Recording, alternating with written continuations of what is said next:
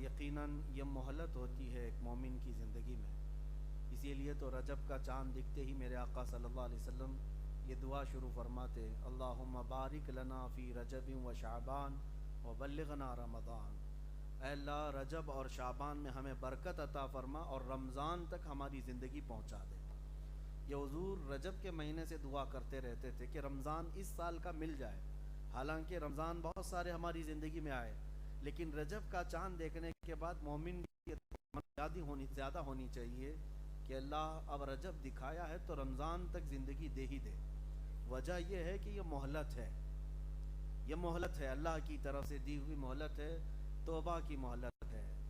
اور اس کے علاوہ سب سے بڑی بات یہ ہے کہ فرمایا گیا کہ تمہاری زندگی میں اگر رمضان دے دیا گیا, رجب آتے ہی شعبان آیا, شعبان کے بعد رمضان آیا, اب ہمیں فکر نہیں ہے 30 رمضان تک اگر موت آ بھی گئی اس دوران, میرے آقا نے فرمایا قبر کے سوالات سے اسے محفوظ کر دیا. اب اگر وہ انتقال کر جائے رمضان میں تو اسے قبر کے فتنوں سے محفوظ رکھا جائے گا. کسی طرح تمہاری بخشش کا سامان ہے, تلاوت کرو یا سنو, روزہ رکھو یا روزہ افطار کراؤ. اور مزید یہ کہ 70 گنا بڑھا کر کے ثواب دینے کا وعدہ ہے. پھر پلس یہ ہے کہ نیکیاں کرنے کے لیے تمہیں کوئی بھی اڑنگا ڈالنے والا, اڑچن پیدا کرنے والا, رکاوٹ پیدا کرنے والا شیطان نہیں ہوگا. شیاطین کو قید کر لیا جاتا ہے اور عید کا چاند دکھنے تک ان کو زنجیروں میں باندھ کر رکھا جاتا ہے, صرف اس لیے کہ مولا چاہتا ہے کہ رمضان میرا مہینہ ہے, میرے بندے خالص میری عبادت میں رہیں. اور باقی ساری زندگی شیاطین تمہارے ساتھ ہیں لیکن رمضان میں نہیں ہے. اللہ کریم اس مہینے کو ہمیں ہر طرح کی آفات و بلیات سے محفوظ رکھے, اور جتنے شرور و فتن ہیں اور وسوسے ہیں اللہ تعالیٰ ان سے بھی ہمیں محفوظ رکھے. ہاں ایک چیز ہے جس کا ٹینشن ہوتا ہے, جس کی فکر بھی ہوتی ہے, وہ یہ ہے کہ شیطان تو نہیں لیکن نفس امارہ ساتھ میں ہے. یہ نفس تو شیطان کو بھی بھڑکا سکتا ہے, نفس شیطان کو بھی گمراہ کرتا ہے, وہ ہمارے ساتھ ہے لیکن اس کے لیے دعا ہے. اللہ کی بارگاہ میں یوں دعا کرو, اللہم لا تکلنی نفسی, اللہم لا تکلنی الی نفسی طرفت عین. اے اللہ تو مجھے, میرے نفس کو میرے حوالے ایک آن کے لیے بھی مت دے, میرے نفس کو ہمیشہ اپنی حفاظت میں رکھ. یہ رسول پاک کی دعا ہے. اللہ تعالیٰ اگر یہ دعا قبول فرما لے تو یقیناً ہمارے نفس امارہ کی بھی وہی حفاظت فرمائے گا. آئے میرے عزیزو, آج تفسیر قرآن کا پہلا یہ مرحلہ ہے, بلکہ آج کی پہلی محفل ہے. معمول کے مطابق رمضان المبارکہ میں ہر رات قرآن کی مکمل تلاوت ہوتی ہے, اور اس کے بعد تلاوت جو کیا گیا ہے اس میں چیدہ چیدہ جو آیتیں ہیں ان کی تفسیریں آپ کے سامنے رکھی جاتی ہیں. برسوں سے میرا معمول رہا ہے. اس سال انشاءاللہ العزیز قرآن عظیم کے وہی اہم پیغامات جو بندوں کے لیے آئے ہیں آپ کے سامنے رکھنے کی کوشش کروں گا. سب سے پہلے آج قرآن کی تاریخ ہمیں معلوم ہونی ضروری ہے. قرآن اللہ کی کتاب ہے اور تمہارے لیے آئی. ایک جو شبہ ہے لوگوں کے دماغ میں, اس کو میں دور کرتا ہوں. آج قرآن آپ یہ سمجھتے ہیں قسم کھانے کے لیے قرآن ہے, حتیٰ کہ ایسا بنا دیا گیا کہ کورٹ میں بھی مسلمان کھڑا ہو تو اس کو ہاتھ رکھوا کر کے پوچھا جاتا ہے کہ اس پر ہاتھ رکھ کر بولو, جو بولوں گا سچ بولوں گا. تو قرآن جو ہے یہ صرف قسم اٹھانے والی کتاب تھوڑی نہ ہے. یا تو پھر دوسرا ہمارے دماغ میں یہ بیٹھا ہوا ہے کہ میتوں پر پڑھی جانے والی کتاب ہے, ثواب پہنچے گا.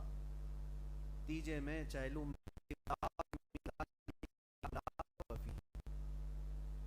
الف لام میم کا مطلب تو کسی کو نہیں معلوم, اور نہ ہی قیامت تک کوئی بتا سکے گا. یہ حروف مقطعات ہیں جن کا معنی صرف اللہ اور اس کے رسول جانتے ہیں. وہ رازوں میں سے کچھ راز ہیں. کچھ سورتوں کے شروع میں یہ الفاظ آئے ہوئے ہیں, اور جو آیت اس کے بعد آئی ہے ذالک الکتاب لا ریب فیہ, یہ وہ کتاب ہے جس میں شک کی گنجائش بھی نہیں.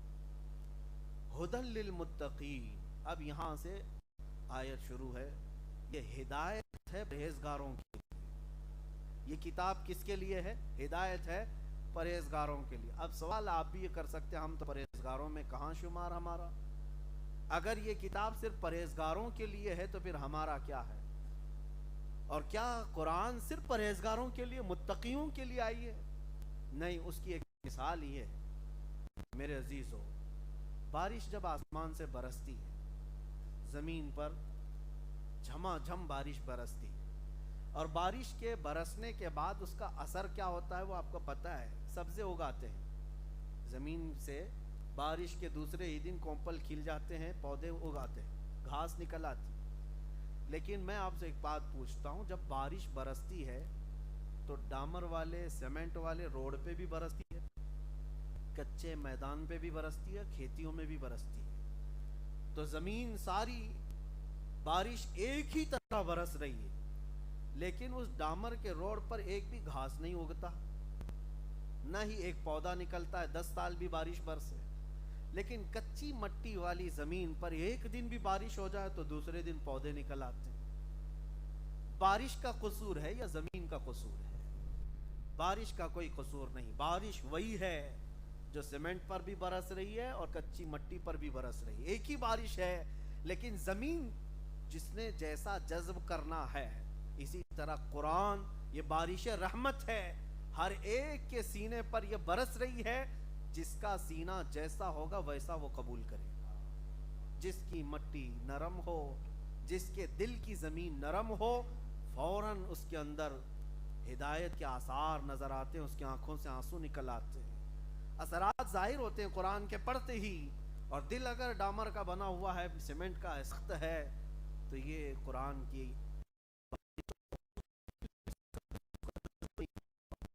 तो हुदल्लिल मुत्तकीन का मतलब ये नहीं है कि सिर्फ ये परहेजगारों के लिए हिदायत है।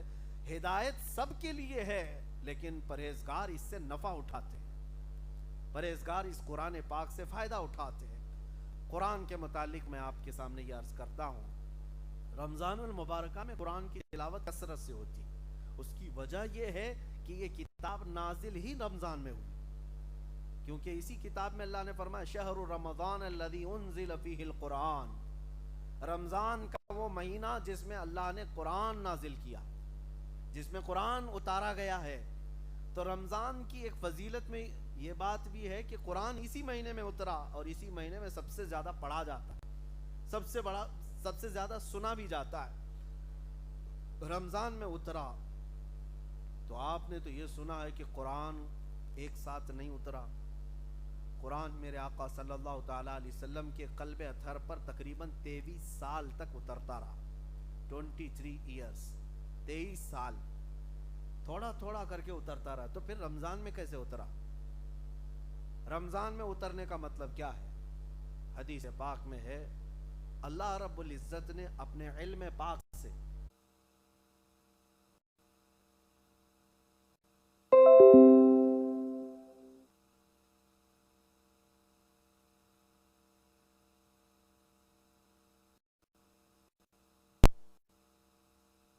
उतरने की इब्तिदा बुखारी शरीफ की सबसे पहली हदीस सैयदना इमाम बुखारी रहमतुल्लाह अलैह ने जो सबसे पहला बाब रखा है,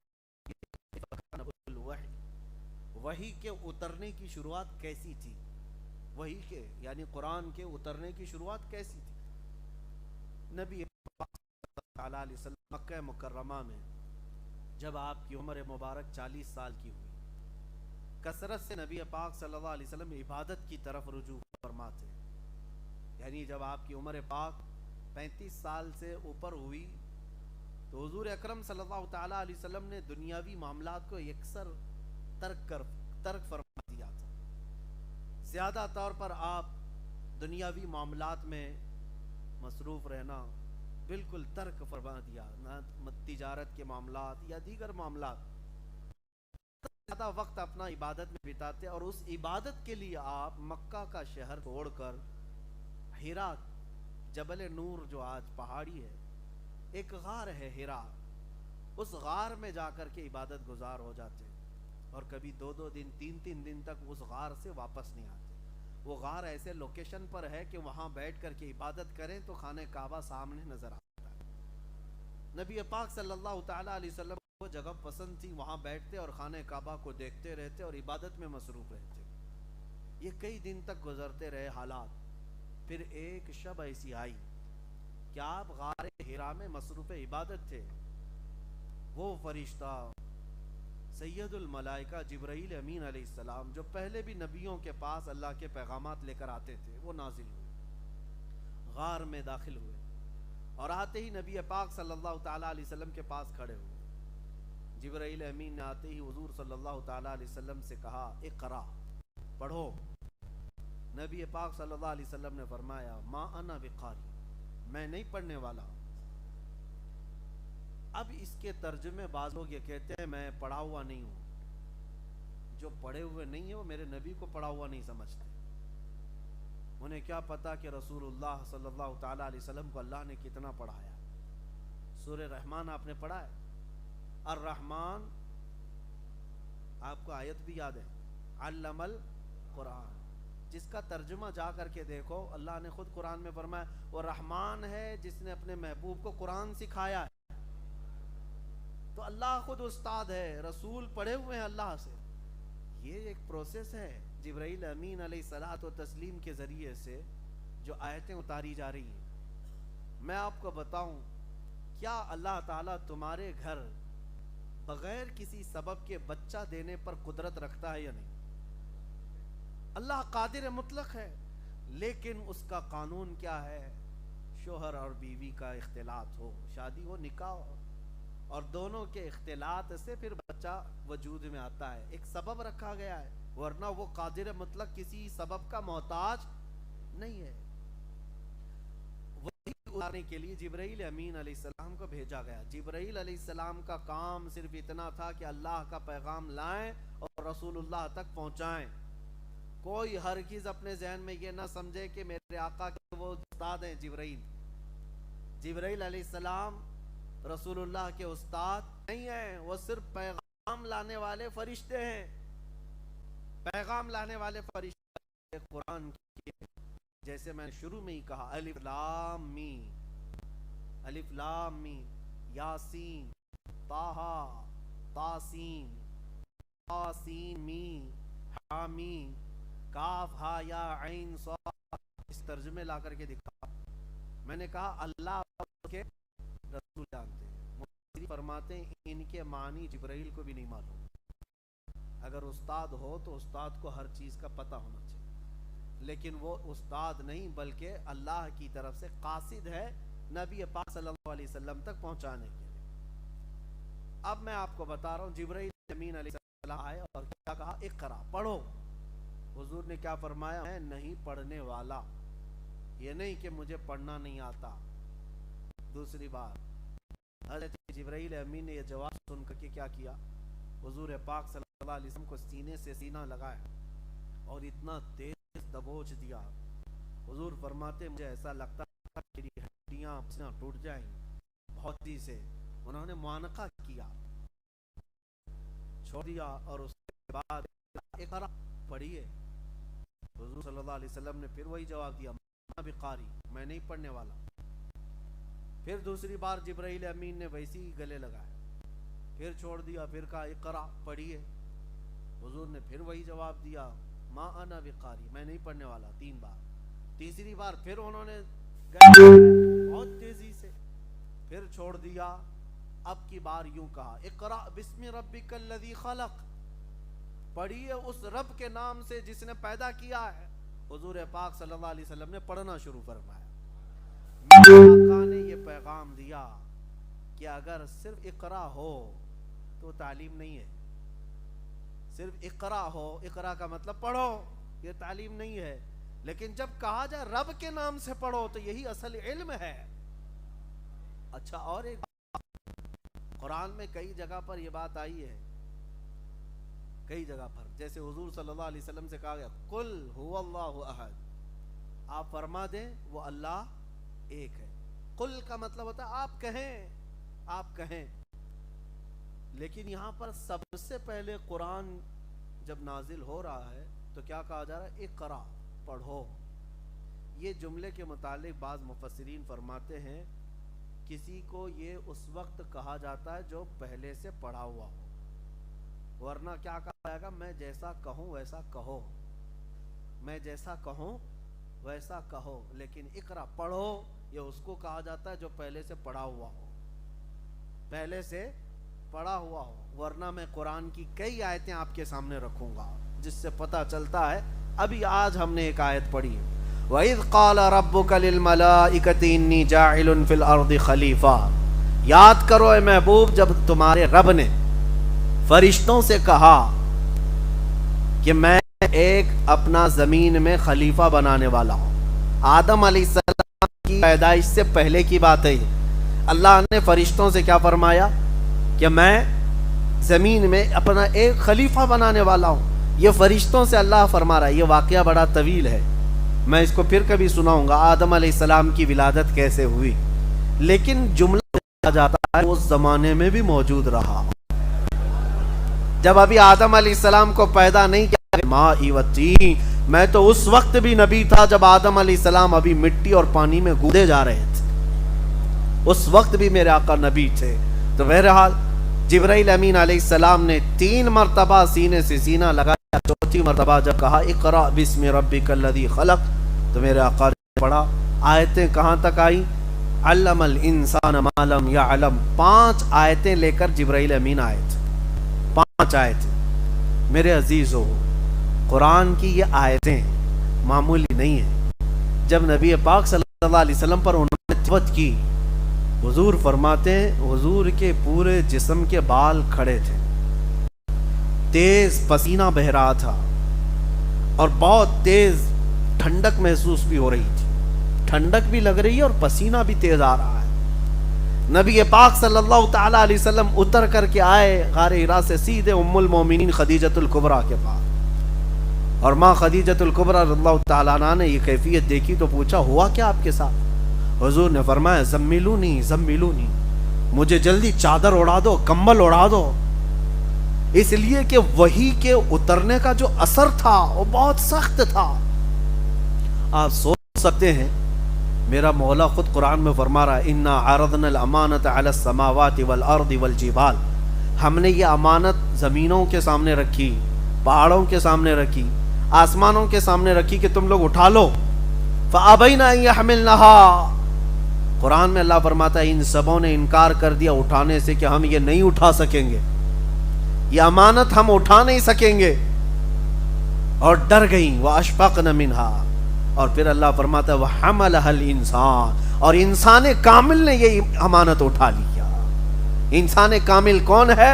محمد رسول اللہ کی ذات. آپ سوچ سکتے ہیں جو امانت، جو بوجھ پوری زمین نہیں اٹھا سکی، پورا آسمان نہیں اٹھا سکا، پورے پہاڑ نہیں اٹھا سکے، وہ قلب مصطفیٰ تنہا اٹھا لیا.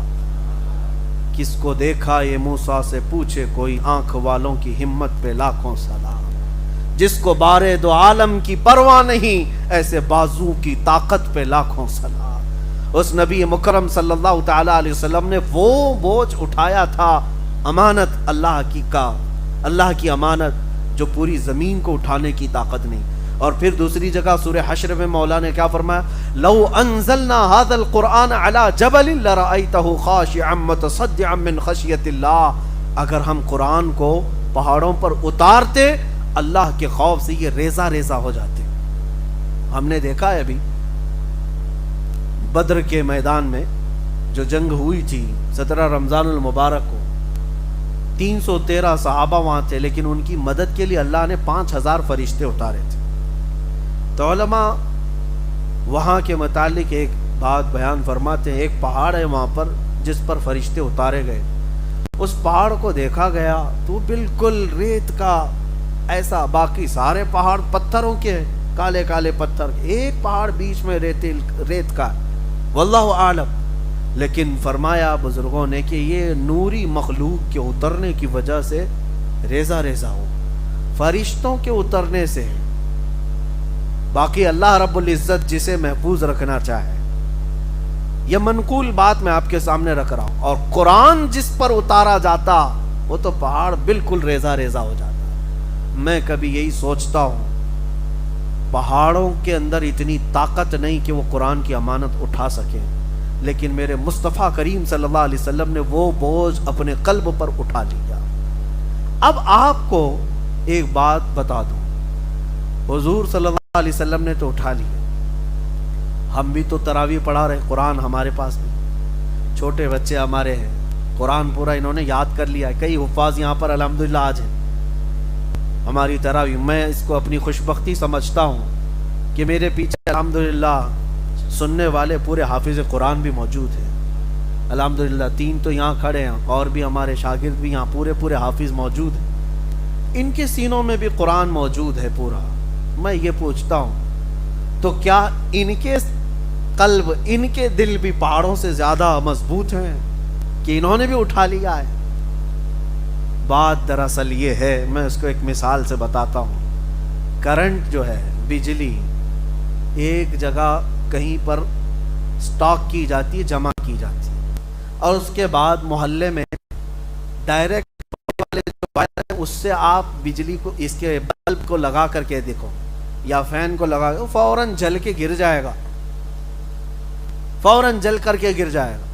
تو بجلی سٹاک جہاں ہوتی ہے وہاں سے پہلے محلے میں ایک ٹرانسفارمر رہتا ہے، اور اس میں کرنٹ آتا ہے اور بٹ جاتا ہے، اس کا پاور الگ الگ ہو کر کے جتنے پاور کی سپلائی کی ضرورت گھروں میں ہوتی ہے اتنے پاور کا کرنٹ آتا ہے۔ اس میں بھی 3 فیز ہے، تھوڑا ہائی پاور کا لائن لینی پڑتی ہے، لیکن جہاں سے کرنٹ جمع ہو رہا ہے ڈائریکٹ بڑا وائر کوئی بھی بلب کے لیے، فین کے لیے مفید نہیں، لگاؤ تو سب جل جائے گا، اڑ جائے گا۔ ٹرانسفارمر سے ٹرانسفر ہو کر کے جو پاور کم ہو کر کے آئے گا، پھر سارے بلب بھی روشن ہوں گے، فین بھی چلیں گے۔ تو یہ علم الہی سے اترا ہوا قرآن ڈائریکٹ یہ چھوٹے دلوں پر آ ہی نہیں سکتا۔ اللہ نے اپنے علم پاک کو سب سے پہلے قلب رسول پر اتارا، قلب مصطفیٰ نے یہ اٹھا لیا امانت، اور وہاں سے ٹرانسفر ہو کر پوری کائنات میں جتنے حفاظ ہیں سب کے سینوں پر جاتا ہے، اور ہر حافظ اگر آج قرآن کی امانت کو اٹھایا ہے تو وہ اس کی اپنی محنت نہیں، یہ مصطفیٰ کے بدولت اٹھایا ہوا ہے، نبی پاک صلی اللہ تعالی برکت ہے۔ اسی لیے سچ فرمایا ہمارے بریلی کے امام نے، وہ جو نہ ہو تو اگر حضور نہ ہوتے تو پھر یہ امانت کا بوجھ نہیں اٹھا سکتے۔ جتنوں کے سینے میں ہے یہ سپلائی سیدھے مدینے سے ہو کر آ رہا ہے۔ ہمارے ایک استاد تھے، بزرگ استاد، وہ فرماتے تھے حافظوں کو آپ دیکھیں کبھی یہ تلاوت کرتے ہیں یا پڑھتے ہیں، قرآن پڑھتے ہیں، مدرسوں میں خاص طور پر جا کر کے دیکھیں ان کے یاد کرنے کا طریقہ، ہم کو کسی نے نہ بتایا اور نہ ہم نے کبھی شاگردوں کو یہ کہا کہ یوں یاد کرو، یاسین والقرآن الحکیم، یہ کیا ہے جھومنا؟ نہ ہم کو کبھی کسی استاد نے سکھایا تھا کہ جھوم کے پڑھنا چاہیے، نہ ہم نے کبھی کسی سے کہا، لیکن جاؤ کسی بھی مدرسے میں یہ بتایا نہیں جاتا ہے جھوم کر کے یاد کر، وہ خود ہی جھومتے رہتے ہیں۔ آپ اپنے گھر کا بچہ لا کر ہمارے مدرسے میں بٹھاؤ، 4 دن کے بعد وہ جھومنا نہ شروع کرے تو مجھ سے پوچھو۔ اگر قرآن پڑھنے کے لیے اس کو بٹھایا جائے تو وہ جھومنے لگے گا، یاسین والقرآن الحکیم انک لمن المرسلین۔ یہ منڈی ہلتی کیوں ہے؟ یہ شیک کیوں ہو رہا ہے؟ یہ پوری باڈی کیوں ہلتی ہے؟ اس کے متعلق ہمارے ایک بزرگ استاد ہیں، انہوں نے فرمایا تھا کہ جب قرآن کی پہلی آیتیں اتری تھی غار حرا میں، پہلی آیتیں اقرا سے لے کر علم الانسان ما لم یعلم تک، تو یہ 5 آیتیں جب اتری تھی تو میرے آقا کی پوری باڈی ہل گئی تھی، نبی پاک صلی اللہ تعالی علیہ وسلم جھوم گئے تھے۔ ان آیتوں کا بوجھ تھا یا یہ اس امانت کا اثر تھا کہ حضور پاک صلی اللہ تعالی علیہ وسلم ہلتے رہے، حرکت کرتے رہے۔ وہ ہمارے استاد فرماتے ہیں اس حرکت کا اثر آج تک ہے، جو بھی قرآن یاد کرتا ہے خود ہی حرکت کرنے لگتا ہے، وہ اثر آج تک موجود ہے۔ جو بھی قرآن پاک آج یاد کرتا ہے وہ اسے بتانے کی ضرورت نہیں، خود ہی ہلتا رہتا ہے یہ قرآن پاک۔ دوسری بات میرے عزیزو، اس کی تاریخ مجھے آج بتانی تھی، میں نے شروعات یہ بتائی، غار حرا سے اس کی آیتیں شروع ہوئی، پہلی 5 آیتیں، پھر سیکنڈ مرتبہ میں 19 آیتیں آئی سورہ مدثر کی، علم الانسان ما لم یعلم تک پہلے بار نازل ہوئی، اس کے بعد دوسری بار جب جبرائیل امین علیہ السلام آئے تو یہ لے کر کے آئے یا ایھا المدثر قم فانذر وربک فکبر وثیابک فطہر، 19 آیتیں پھر نازل۔ اس کے بعد پھر قرآن میں جو آج ترتیب ہے، آپ یہ سوچ سکتے ہیں کہ پہلے وہاں کی 5 آیتیں، پھر سورہ مدثر کی 19 آیتیں، نازل ہونے کی ترتیب بہت الگ ہے۔ قرآن کے نازل ہونے کی ترتیب بہت الگ ہے۔ آج جو ہم لوگ پڑھ رہے ہیں سورہ فاتحہ، اس کے بعد سورہ بقرہ، اس کے بعد آل عمران، یا جس طرح آیتیں ہیں، یہ جو آج ترتیب ہے تو کسی کے دماغ میں یہ نہیں آنا چاہیے کہ یہ بعد کی بنائی ہوئی ترتیب ہے، لوگوں نے اس کو اپنے انداز سے یوں جمع کر دیا۔ نہیں، نازل ہونے کے اعتبار سے حضور اکرم صلی اللہ تعالیٰ علیہ وسلم جب لکھواتے تھے قرآن، کاتبان وحی جو صحابہ تھے، کئی صحابہ تھے، کچھ چمڑوں پر لکھتے تھے، کچھ پتھروں پر لکھتے تھے۔ نبی پاک صلی اللہ علیہ وسلم خود فرماتے اس آیت کو یہاں لکھو، اس آیت کو یہاں لکھو۔ تو حضور اکرم صلی اللہ علیہ وسلم خود بیان فرماتے، اسی اعتبار سے یہ سورتوں کی ترتیب بھی رکھی گئی اور آیتوں کی ترتیب بھی رکھی گئی، یہ ہماری بنائی ہوئی نہیں ہے۔ اس لیے کہ میں کل ہی ایک پاکھنڈی کسی پنڈت کو سن رہا تھا، وہ کہہ رہا تھا کہ قرآن میں ایک خلیفاؤں نے گھسپیٹ کیا ہے، داخل کر دیا ہے، اور اس اعتبار سے قرآن بھی کوئی اپنے اوریجنل صورت میں تھوڑی نہ ہے، وہ ایسا ہے کوبڑا ہمیشہ یہ سوچتا ہے کہ پوری دنیا کوبڑی رہے، بیچارے کے پاس تو کوئی ڈھنگ کی چیز ہے نہیں، اگر کوئی چیز پیش کرے تو کتابوں کا کوئی اتا پتہ نہیں۔ بہت ساری کتابیں، میں چیلنج کے ساتھ کہتا ہوں، دنیا میں موجود آج جتنی مقدس کتابیں لا کر کے دکھاؤ، کوئی بھی تحریف و تبدیل سے محفوظ آج تک نہیں، سب بدلی ہوئی ہیں، انہی لوگوں نے بدلا ہوا ہے، کوئی بھی محفوظ نہیں۔ اب قرآن پاک جو محفوظ ہے، ان کے پیٹ میں درد ہے، کہتے یہ ایک ہی چیز کیسے محفوظ ہے؟ اس کے لیے زبردستی شوشے چھوڑتے ہیں کہ یہ بھی ہو سکتا ہے خلیفاؤں نے گڑھ لیا ہوگا، ڈال لیا ہوگا اندر، اس میں داخل کر دیا ہوگا، تو یہ پاسیبلٹی پہ بات کرتے ہیں، ہو سکتا ہے، ہو سکتا ہے، ہو سکتا پہ تو ہم ان کو یہ کہہ سکتے ہیں آپ عورت ہو سکتے ہیں، ہو سکنے میں تو پاسیبلٹی کسی بھی چیز کی بات کر سکتے۔ دلیل ہے آپ کے پاس کوئی کہ قرآن کو کسی نے بدلا تھا یا اپنے انداز سے داخل کیا تھا؟ ایک خلیفہ نے، ایک بادشاہ نے، ایک حاکم نے، بہت سارے زمانے آئے لیکن دلیل ان کے پاس ہے ہی نہیں۔ میں آپ کو ایک مثال بتاتا ہوں، ایک بھی اگر انکاری 1400 سال میں مل جائے کہ قرآن جیسا رسول اللہ کے زمانے میں نازل ہوا تھا، یہ ویسا نہیں کچھ الگ تھا، لا کر کے دکھا دیں، ایک بھی 1,20,000 صحابہ آخری حج میں میرے آقا کے ساتھ تھے، اس کے علاوہ اور بھی صحابہ تھے، 1,50,000 کے قریب صحابہ۔ آپ سوچ سکتے ہیں ایک کامن چیز ہے سمجھنے کے لیے، کیا 1,20,000 سے زیادہ لوگ ایک جھوٹ پر جمع ہو سکتے ہیں؟ کسی ایک جھوٹ پر؟ اگر ان میں سے کسی ایک کو بھی شک ہوتا کہ آیتیں ایسی نہیں ایسی تھی، حضرت ابوبکر کے زمانے میں ایسا ہو گیا، حضرت عمر کے زمانے میں ایسا ہو گیا، حضرت عثمان کے زمانے میں ایسا ہو گیا، ہم ایسا نہیں سنے تھے، ویسا تھا، لا کر کے دیا، ایک نے بھی نہیں کہا۔ حتیٰ کہ سب سے بڑے تعجب کی بات میں آپ کو بتاؤں، سب سے بڑے تعجب کی بات، خلفائے راشدین کا زمانہ، ہم تو الحمدللہ اہل سنت و جماعت صدیق اکبر کو اپنے سر کا تاج سمجھتے ہیں، خلیفہ ثانی عمر فاروق رضی اللہ تعالیٰ عنہ پر بھی ہم ظاہر سی بات ہے دل و جان سے تسلیم کرتے ہیں ان کی خلافت حضرت عثمان غنی کو، لیکن اہل تشیع، شیعہ جماعت ان تینوں خلفاء کے متعلق متفق نہیں ہے۔ کھل کر کے میں بتاتا ہوں، حضرت ابوبکر صدیق، حضرت عمر، حضرت عثمان، تینوں خلفاء کے بارے میں ان کا متفقہ قول نہیں ہے۔ ہاں وہ کہتے ہیں خلیفہ اول، خلیفہ ثانی، خلیفہ ثالث، لیکن ان کے عدل کے بارے میں، ان کی پرہیزگاری کے بارے میں، ان کی نیکیوں کے بارے میں ان سب کا اتفاق نہیں ہے شیعہ جماعت کا۔ یہ بات کیوں کہہ رہا ہوں؟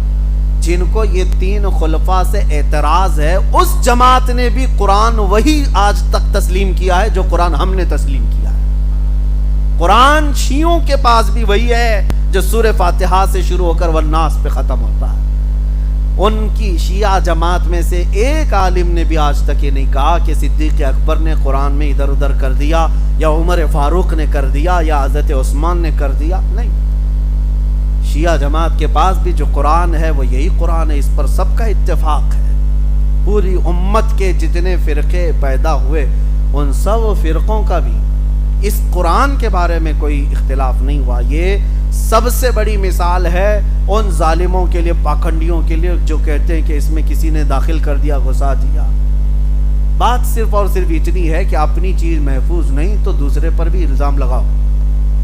اپنا گھر تو ٹھیک ہے نہیں، دوسرے کے گھر کو بھی بول دو کہ یہ صحیح نہیں۔ لیکن قرآن عظیم جس طرح میرے آقا صلی اللہ علیہ وسلم کے زمانے میں نازل ہوا تھا اسی صورت میں آج تک محفوظ ہے، آج تک قرآن پاک محفوظ ہے۔ اب چلیے دوسری بات میں آپ کے سامنے رکھتا ہوں۔ حضور صلی اللہ علیہ وسلم کے بہت سارے معجزے ہیں۔ چاند کے 2 ٹکڑے فرمایا حضور، مانتے ہیں کہ نہیں مانتے آپ؟ سورج کو حضور پاک نے پلٹایا، تسلیم کرتے ہیں کہ نہیں؟ میرے آقا صلی اللہ علیہ وسلم نے انگلیوں سے پانی کے چشمے جاری کیے، مانتے ہیں نا؟ حضور کے یہ معجزے۔ لیکن دیکھا ہے آپ نے، آپ یہ معجزے جب غیر مسلموں کے سامنے کہیں گے تو کہیں گے ہمارے بھی بڑے لوگ ایسے سب کر کے گئے، وہ پہلے کی باتیں کہیں گے، وہ نہیں مانیں گے۔ لیکن میرے عزیزو، تمہارا سینہ فخر سے چوڑا ہونا چاہیے۔ آج تک میرے آقا صلی اللہ علیہ وسلم کا زندہ معجزہ کوئی ہے تو قرآن پاک۔ یہ چیلنج پہ چیلنج دینے والی کتاب ہے۔ اللہ نے اس میں چیلنج دیا ہے ان ظالموں کو کہ لاؤ، اگر یہ اللہ کی کتاب نہیں ہے تو ایسی ایک کتاب تم بھی بنا کے لاؤ۔ پوری کتاب نہیں لا سکتے تو ایک سورہ بنا کے لاؤ، سورہ نہیں تو 10 آیتیں بنا کے لاؤ۔ کون سا بڑا کام تھا یہ؟ 1400 سال سے کیوں نہیں کیا؟ نہیں کر سکے۔ بعض لوگ ارے اب تو ٹیکنالوجی کا دور ہے، کمپیوٹر کا زمانہ ہے، بنا لیتے، کرائے کے لوگوں کو بٹھا کر کے عربی ادھر سے ادھر کر کے ایک کتاب بنا لیتے۔ نہیں بنا سکتے، کیونکہ قرآن صرف عربی لکھنے کا نام نہیں ہے، قرآن کی ایک ایک آیت معجزہ ہے، ایک ایک آیت معجزہ ہے۔ قرآن 1400 سال پہلے خبریں دے رہا ہے، آج وہ چیزیں واقع ہو رہی ہیں۔ تم کیسے خبریں دو گے؟ کیسے خبریں دو گے؟ آج خبریں دو گے کہ 1400 آپ اور زمانہ 40 سال کے بعد ایسا ہوگا، اٹکل پچھو تو مار سکتے ہو، لیکن قرآن جو ہے وہ حقانیت اور صداقت کی بات کرتا ہے، صداقت کی بات کرتا ہے۔ یہ چیزیں کہاں سے لائیں گے آپ؟ میرے عزیزو، میں آج آپ کو قرآن کی طرف راغب کرنے کے لیے ایک بات اور بھی کہہ دوں۔ دنیا میں تمہارا امتحان ہوگا، تمہیں آزمایا جائے گا۔ آج میڈیا کے ذریعے سے دیکھا بھی جا رہا ہے، کوئی بابا پرچیاں نکال کر کے لوگوں کے دماغ میں کیا کیا ہے وہ سب بتا دیتا ہے۔ لوگوں کو ایسا لگتا ہے ارے ہاں کیا چمتکار ہے بابا کا۔ میں وہ چمتکار کے بارے میں بتاتا ہوں، اور تھوڑا انتظار کرو۔ اللہ تبارک و تعالی ہر چیز کو واضح کر کے سامنے لاتا ہے، انتظار کرو۔ لیکن ایمان والوں کے لیے امتحان یہ ہے، تم دنیا میں کسی چمتکار کو دیکھ کر کے گرویدہ مت ہو جانا، میاں یہ تو بابا ہے، بھی دجال آنا باقی ہے، یہ تو پرچی دکھا رہا ہے، دجال تو بارش برسا کے دکھائے گا۔ یہ تو ابھی نام بتا دے تمہارے چاچا کے، تمہارے بھتیجوں کے، دجال تو زمین سے پودے نکال کر دکھا دے گا، بلکہ وہیں مارے گا، وہیں زندہ بھی کر کے دکھائے گا۔ یہ تو میرے آقا نے پہلے سے فرمایا۔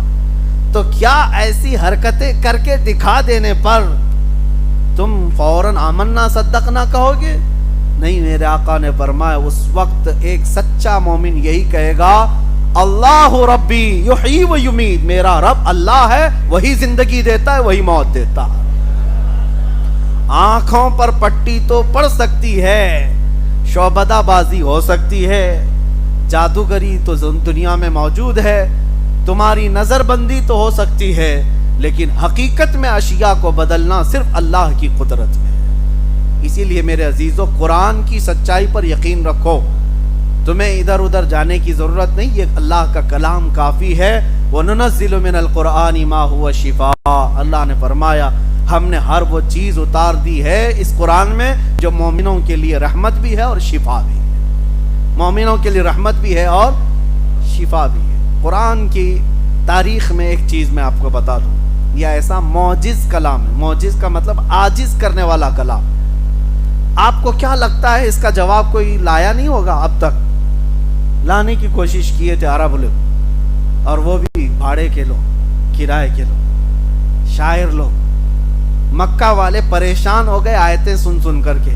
حضور فرماتے لاؤ ایک آیت، لاؤ 10 آیتیں، لاؤ ایک سورہ، کیونکہ تمہاری زبان بھی وہی ہے جو قرآن کی زبان ہے، کیوں نہیں لاتے بنا کر کے؟ ان کی طاقت نہیں ہوئی تو یمن کے، شام کے، جگہ جگہ کے جو بڑے بڑے فصیح و بلیغ شاعر تھے ان کو لے کے آئے، کہا کہ جتنے پیسے چاہیے لے لو، یہ قرآن کا جواب لکھ کر کے لاؤ۔ تو پیسے تو لے کر کے گئے، 1 سال تک کھا پی کر کے دوسرے سال آئے اور کہا کہ نہیں بنا پایا، اور تھوڑے پیسے دے دو۔ بڑے بڑے مالداروں نے دوسرے سال پھر پیسے دیے ہوں، جاؤ کچھ تو بنا کے لاؤ۔ دوسرے سال گئے، سال بھر حج کے موسم میں آتے تھے سارے لوگ، مکہ میں جمع ہوتے تھے۔ اب ان کو ڈر لگنے لگا دوسرے سال اگر نہیں لے کے جائیں گے تو یہ عرب کے بڑے بڑے سر پھرے سیٹ لوگ جو ہے مار ڈالیں گے، تو کچھ نہ کچھ بنا کے لے کے آئے شاعر لوگ۔ ابھی ہم نے آج پڑھی ہے قرآن کی سورہ القاریعۃ ما القاریعہ وما ادراک ما القاریعہ۔ اللہ نے فرمایا وہ چنگھاڑنے والی، قیامت کا تذکرہ ہے اس میں۔ چنگھاڑ، کیسی چنگھاڑ جو قیامت کے وقت آئے گی کہ انسان روئی کے پھائے کی طرح اڑ رہے ہوں گے، یعنی تمام پہاڑوں کو دیکھو کہ تم ہوا میں اڑ رہے ہوں گے، گردش کر رہے ہوں گے۔ یہ قیامت کا منظر ہے اس میں، سورہ میں القاریعۃ ما القاریعہ وما ادراک ما القاریعہ۔ اس سورے کے وزن پر انہوں نے بھی ایک بنا لی، لے کر کیا الفیل ما الفیل وما ادراک ما الفیل خرطومہ طویل، عربی میں جس کا مطلب یہ ہوتا ہے ہاتھی، تم کیا جانو ہاتھی، ہاتھی کیسی ہوتی ہے، اس کی سونڈ لمبی ہوتی ہے، دم چھوٹی ہوتی ہے، پیٹ بڑا ہوتا ہے، پیر اونچے ہوتے ہیں۔ لے کر کے آئے مکہ والوں کے سامنے، تلاوت کیا الفیل میں، سب گھبرا کے کھڑے ہو گئے اور سب کہنے لگے کیا بکواس ہے، کیا بکواس ہے، ہاتھی تم کیا جانو ہاتھی، سونڈ لمبی ہوتی ہے، پونچھ چھوٹی ہوتی، یہ کوئی سورہ بنا کر کے لائے ہو؟ بہت پھٹکار کھائی اور خود ہنسنے بھی لگے، خود بنا کر کے لائے اور خود ہنسنے بھی لگے، ہم نے کیا بنا دیا۔ کہا اس بار تمہیں جو ہے وارننگ دیتا ہوں۔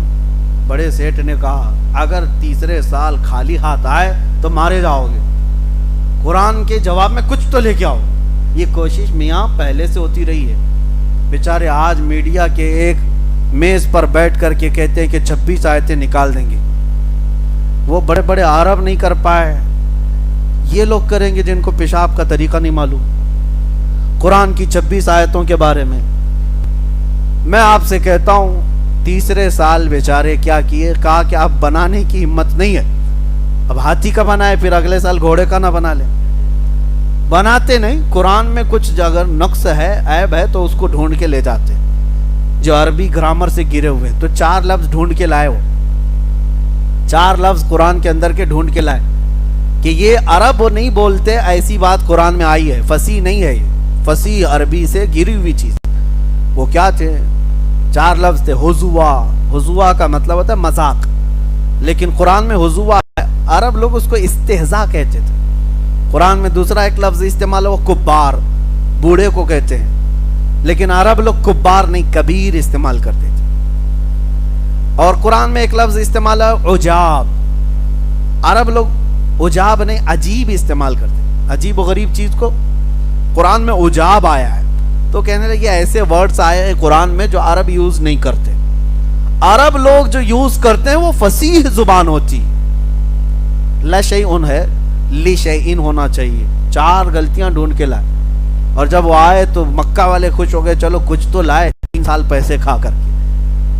حضور کے پاس وہ آئے، حضور سے کہا کہ دیکھو محمد صلی اللہ علیہ وسلم، ہم نے تمہارے اس کلام قرآن سے 4 ایسی غلطیاں نکالی ہیں جو عرب لوگ استعمال نہیں کرتے، عربوں کے درمیان یہ رواج نہیں ہے۔ حضور نے فرمایا میں تم سے نہیں بات کرتا، ہمارے اور تمہارے درمیان فیصلہ کرنے کسی بڑے بوڑھے آدمی کو لے آؤ جس کی زبان دانی پر سب کا اتفاق ہو، سب اس پر اتفاق کر۔ تو اس زمانے میں 96 ایئر کا ایک بوڑھا تھا جو پہاڑوں پہ رہتا تھا، اس کی زبان ایک دم اوریجنل زبان، بالکل پیور عربی، کیونکہ کبھی وہ لوگوں سے ملنا جلنا نہیں، اپنی زبان کی حفاظت کے لیے بیچارہ بوڑھا پہاڑوں پہ رہتا تھا۔ ان مکہ والوں نے کہا ہم اس کو لے کے آئیں گے، وہ استاد فیصلہ کرے گا۔ حضور نے فرمایا لے آؤ اس کو لے کر کے آئے۔ جب وہ بوڑھا آیا تو حضور بیٹھے ہوئے تھے۔ بڑے لوگوں کے آتے ہی تعظیم کی جاتی تھی، حضور کھڑے نہیں ہوئے، حضور بیٹھے رہے۔ وہ بوڑھا دیکھتا رہا اور آ کر کے حضور کے سامنے بیٹھ گیا تو حضور کھڑے ہو گئے۔ جب وہ بیٹھا حضور کھڑے ہو گئے تو وہ گھبرا کے وہ بھی کھڑا ہو گیا۔ حضور پھر بیٹھ گئے، وہ پھر بیٹھ گیا۔ حضور نے فرمایا یہاں نہیں، یہاں بیٹھو بازو میں۔ اس کو وہاں سے اٹھائے، بازو میں بیٹھے۔ اس کے بعد پھر حضور نے فرمایا نہیں نہیں ادھر نہیں، ادھر بیٹھو۔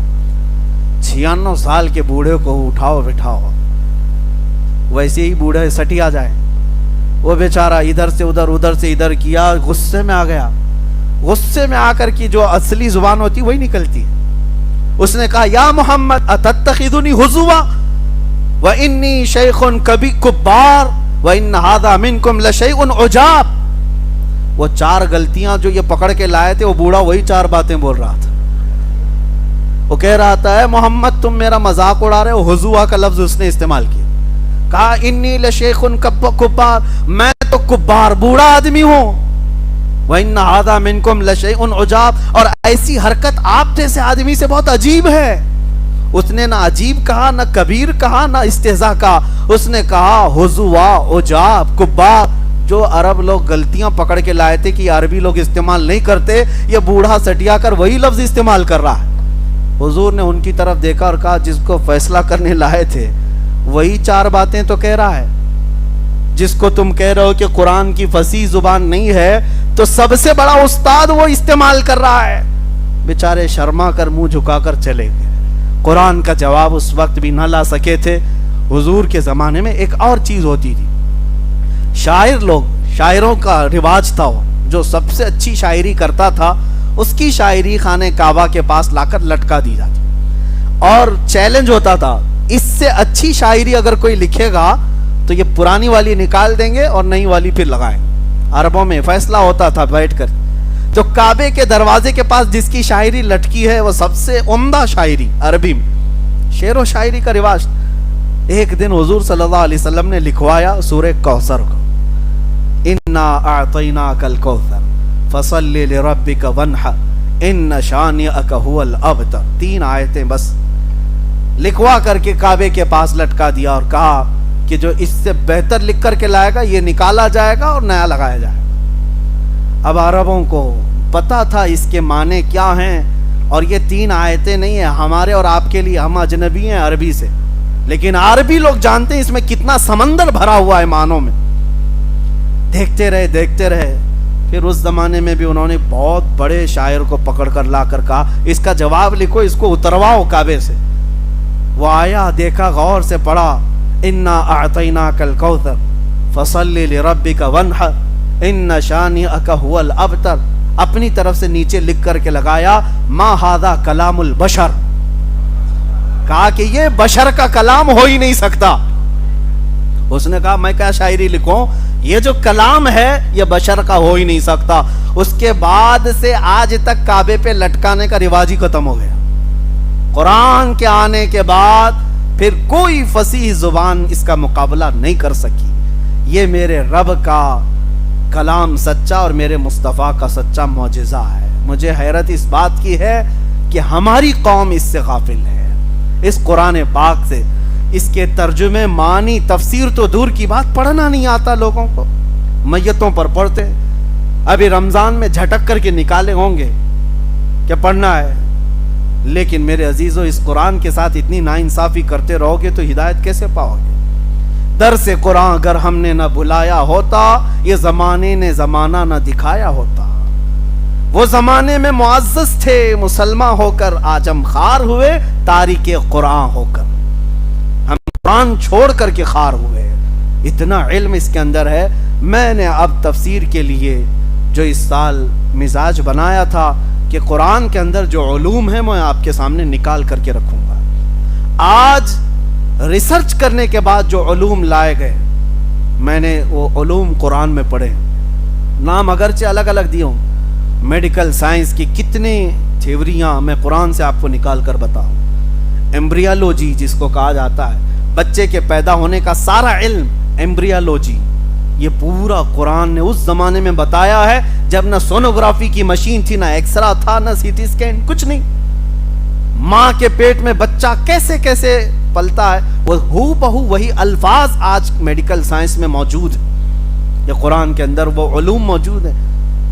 اور علم نباتات جس کو کہتے ہیں بوٹانی، اور آرکیالوجی، آسٹرونومی، آسٹرالوجی، یہ الگ الگ علوم آج پیدا کیے گئے.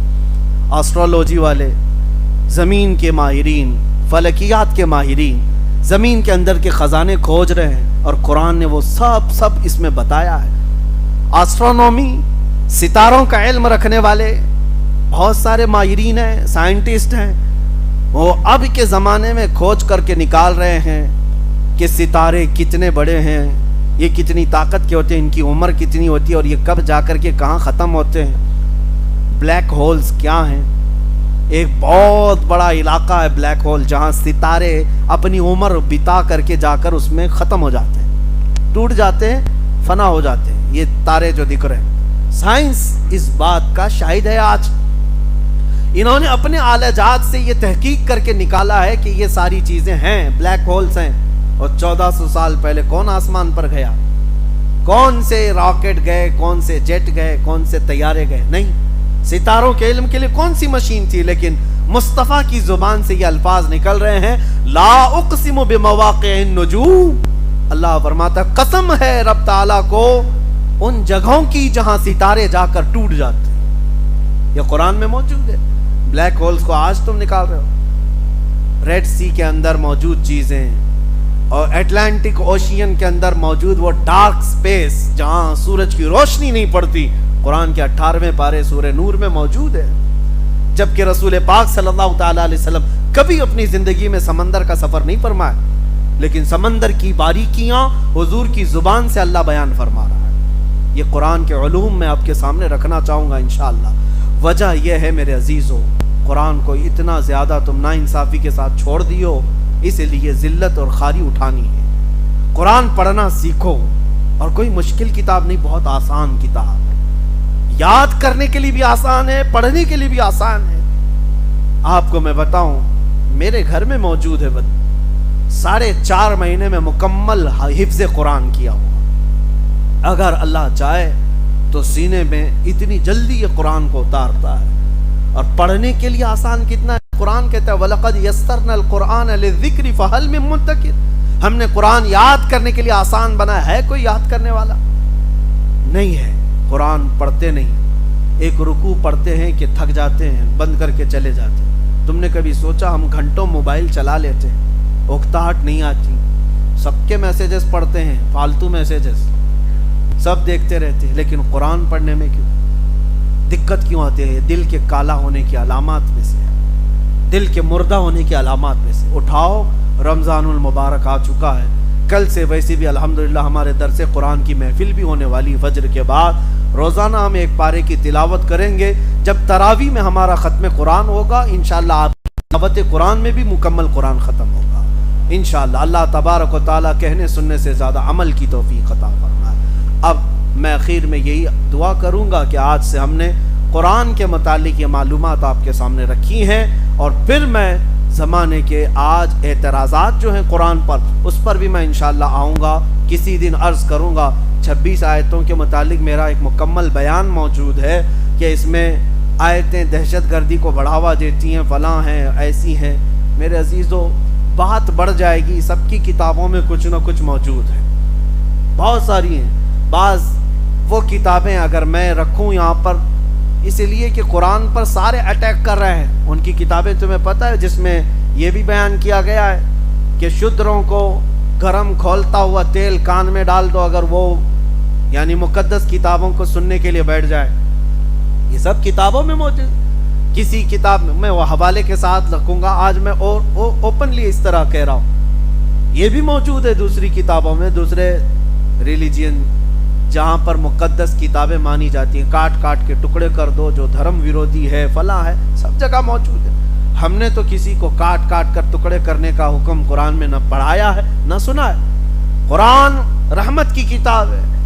لیکن اس میں جہاں باتیں ہیں وہ کس لیے آئی وہ بھی میں بتاؤں گا، کس کانٹیسٹ میں بیان کی گئی ہیں، کیا موقع محل رہا ہے، وہ سب انشاءاللہ العزیز رکھیں گے ہم.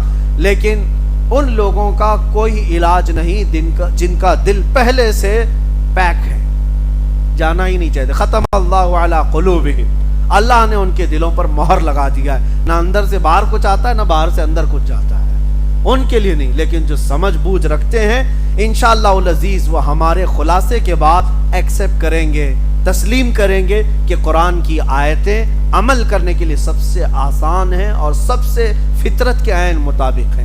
اللہ تبارک و تعالی لوگوں کو ذہن صافی عطا فرمائے، عقل کامل عطا فرمائے، اور قرآن کے آیات اور ان کے تمام مفاہیم پر ہمیں عمل کی توفیق عطا فرمائے.